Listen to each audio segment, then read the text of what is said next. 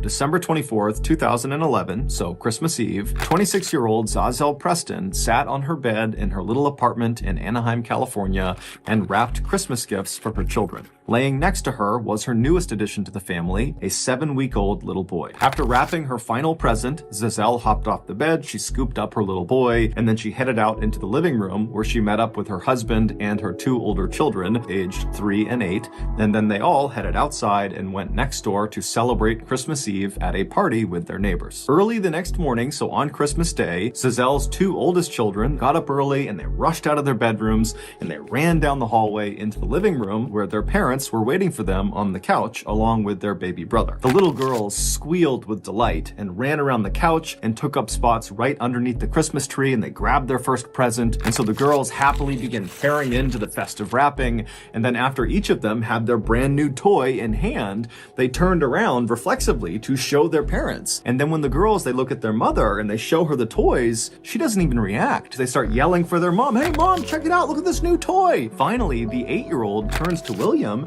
and says, "What's wrong with mommy?" And at this point, William pauses and very bluntly saying to these young kids, "Mommy got drunk, and now she's ruined Christmas." And so the little girls, they turned away from their parents and began opening more presents, doing their best not to disturb their parents. And then a few minutes later, there was a loud knock on the front door. The night before, after Zazel and William and their kids had left their neighbor's party and come back to their apartment, neighbors would recall late at night on Christmas Eve hearing this very loud commotion coming from Zazel and William's apartment.